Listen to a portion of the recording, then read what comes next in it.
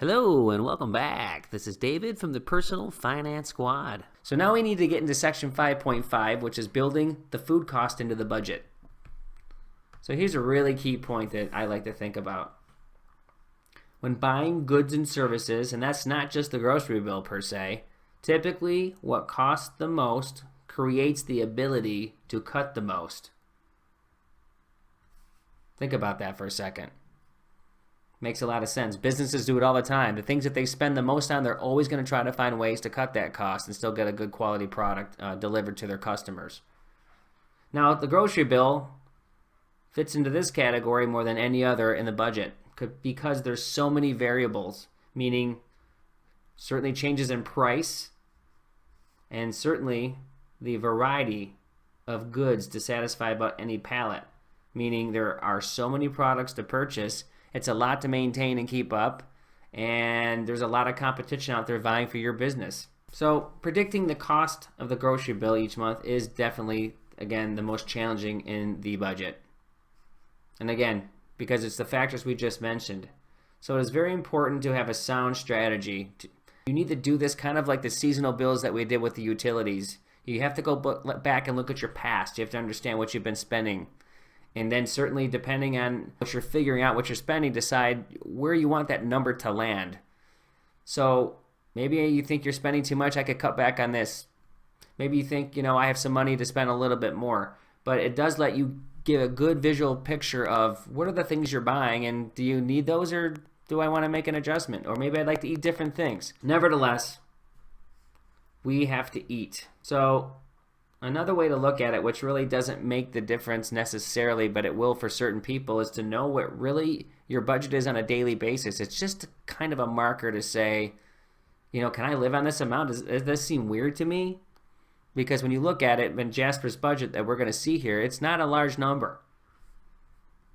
So in his budget that we've been looking at in his expense sheets, he's only spending $250 a month. And there's certainly people out there who do that with a one kid. So he's a single father, right? But on the whole, if we go down here a little bit, you're going to see what we're talking about. So let's do our quick math. And we see $250 a month times 12 is $3,000. And you break that down by 365, and you can see that his average per day cost is $8.22. You can go to a deli and blow that. You can go to a Starbucks and spend $4 on a latte. So again, it's about choice, right? And again, it's an average, but it's not a lot to work with.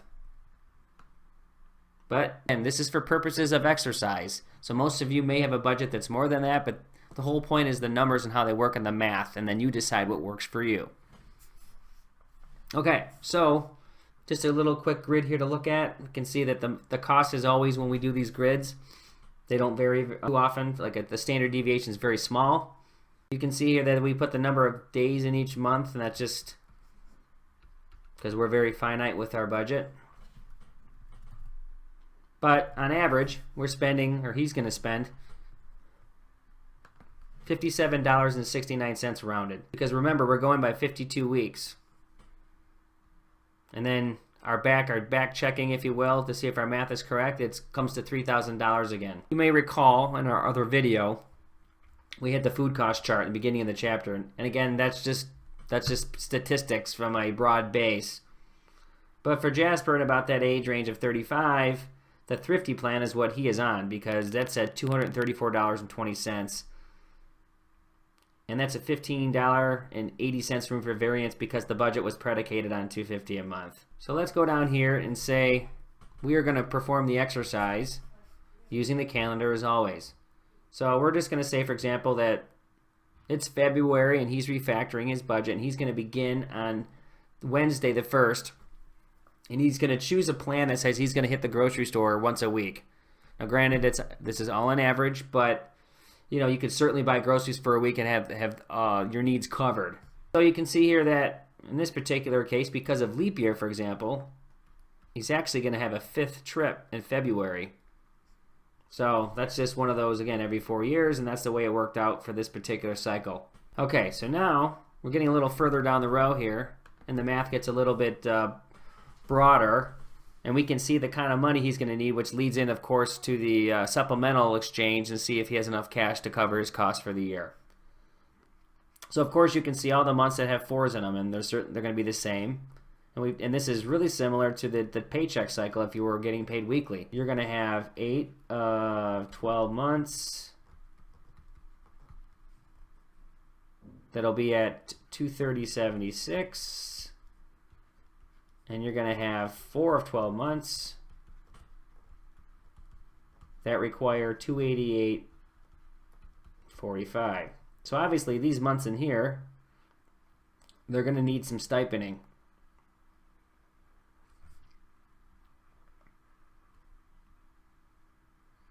Okay, so let's go down a little bit and let's see what our little table looks like. So oftentimes when we look at these tables, we don't really see the budget amount number, so I want to make sure that it's understood that he has a $250 budget for every month. In fact, even though he started in February, this grid's in January, so I apologize for that, but the sample slice is still the same, so that you can see in the first month here, he puts in 1924. But then, of course, in February with the 5th week, he's got to take out. So right off the bat, we see that there's going to be a hole here. So there's our added cash as usual, and then we go through the same cycles, right? Builds, he needs money. Fortunately, he has 3 cents here, so he'd be good for another couple months, and in August, he just hangs on by 3 more cents to give him 6. But then October hits again, and you can see right here he needs 1915. Okay, so this is our typical exercise. You can see that our numbers here aren't exact, and again, it's due to rounding. But again, you can see the differences are very small, so it's not going to make any effect on what you have to plan for, or he would plan for here. So the added cash comes out to $38.36. And at the end, he has $38.48, which would begin based on this grid next January. So there you go. So if you ran the whole cycle again, based on $250 per month budget for his groceries, he'll be balanced out. So that's going to conclude the rest of this chapter in this section. Thank you.